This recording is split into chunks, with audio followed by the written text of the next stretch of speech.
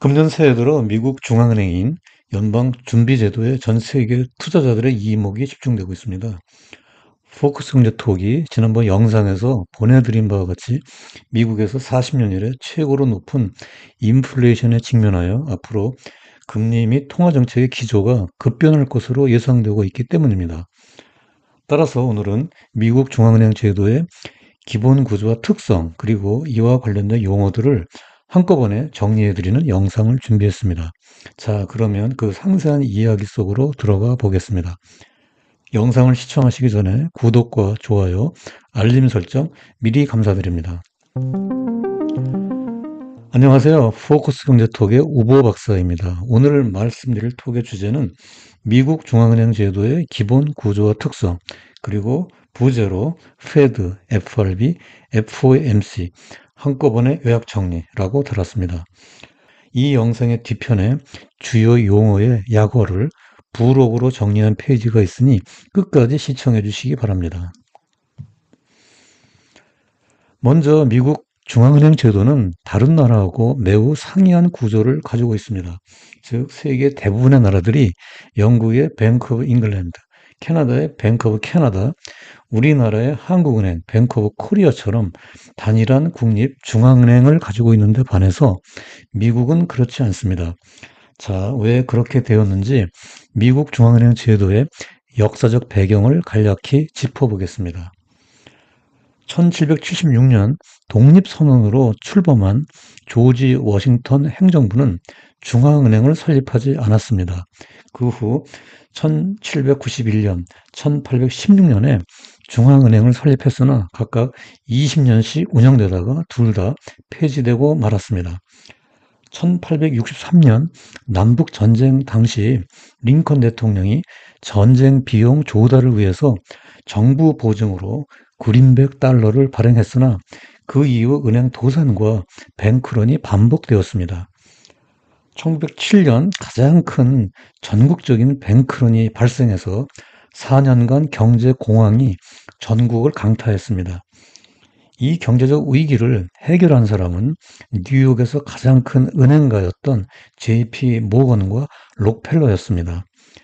이러한 중앙은행 제도에 대한 흑역사를 거쳐서 1913년 민간 상업은행들이 출자해 12개 지역에 연방준비은행을 세우고 연방준비법이 의회에서 통과되어 오늘날의 연방준비제도, 즉 페드가 탄생하게 된 것입니다.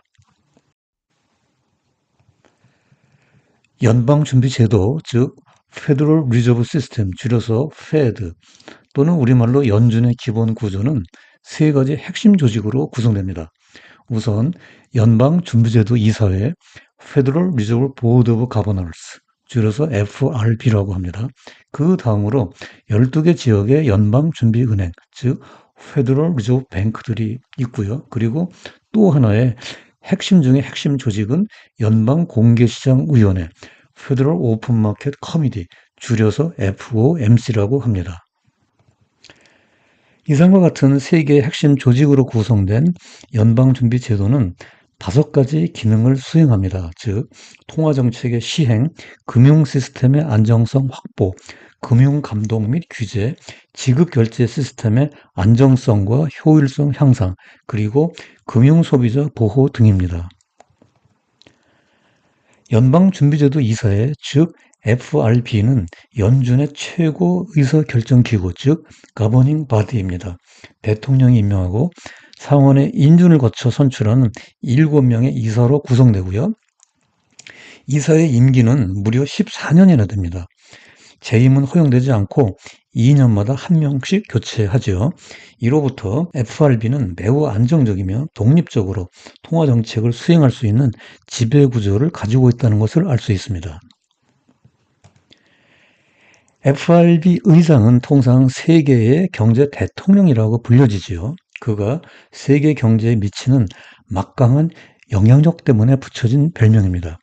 FRB 의장은 대통령이 임명하고 상원의 인준을 받아 선출합니다. 그의 임기는 4년이고 중임이 가능하고요. 여기 13대부터 16대까지 FRB 의장의 리스트가 있습니다. 앨런 그린스펀은 역대 두 번째로 최장수 FRB 의장으로 18년의 임기를 누렸습니다. 현재 FRB를 이끌고 있는 파월은 트럼프에 의해서 임명되었으나 바이든이 재임명해서 오는 2월 1일 그의 두 번째 임기가 시작됩니다. 연방준비제도 즉 페드 산하에는 12개 지역의 연방준비은행들이 있습니다.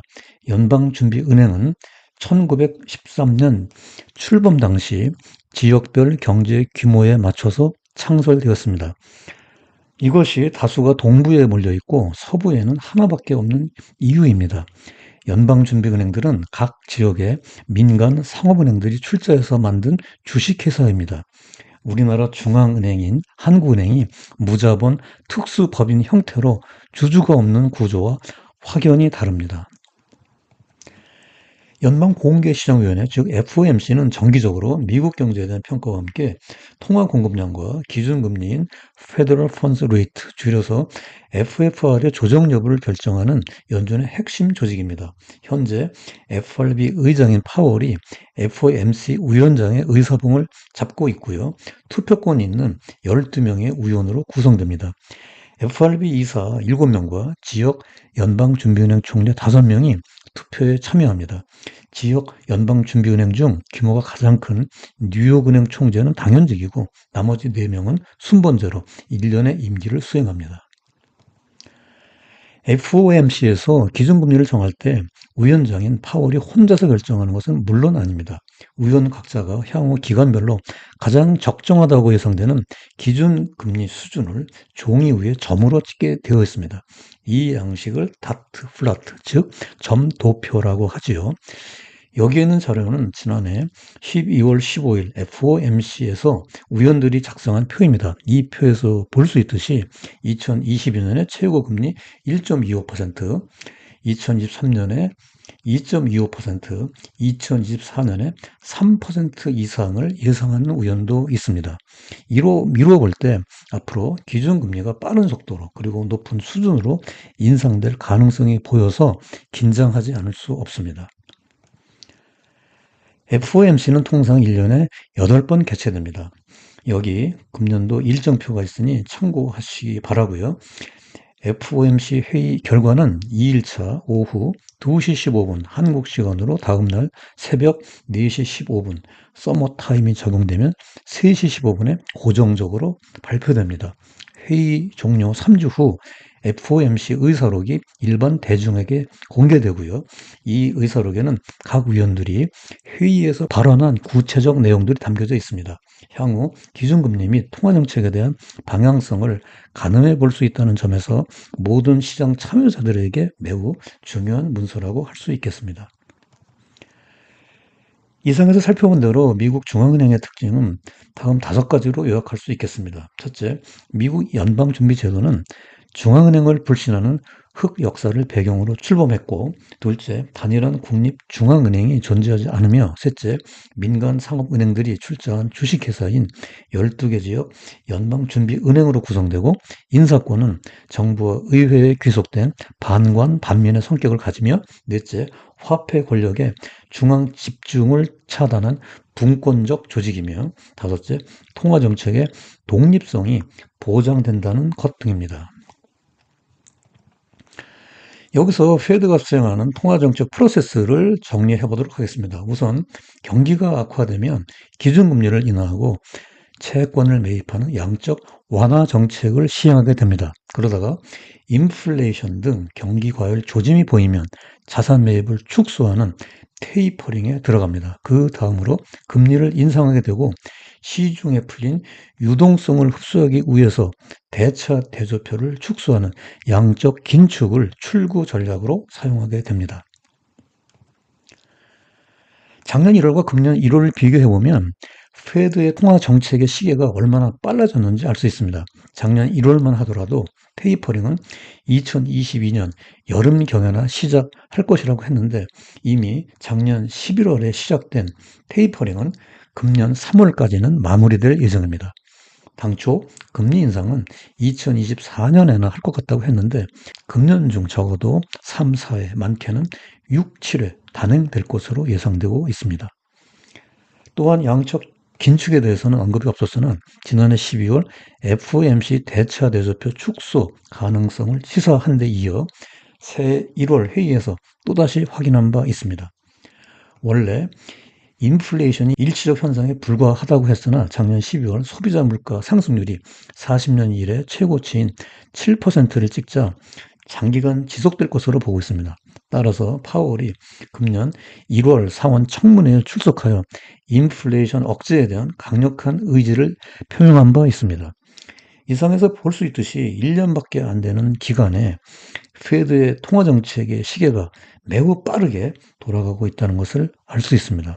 앞으로 페드의 금리 및 통화정책의 기조가 급변하고 금융시장의 불확실성과 변동성이 매우 커질 것으로 예상되는 바, 이에 대한 세심하고 신중한 대응이 요구된다고 하겠습니다. 여기에 부록으로 미국 연방준비제도와 금리 및 통화정책에 관련된 용어에 대한 약어표를 정리해 드립니다. 페드가 연준, FRB가 연방준비제도 이사회, FOMC는 연방공개시장위원회, FFR은 연방기금금리, QE가 양적 완화, QT가 양적 긴축을 뜻한다는 것을 알아두시면 이와 관련된 경제신문 기사나 방송을 접할 때 매우 유용할 것입니다. 많이 활용해 주시기 바라고요.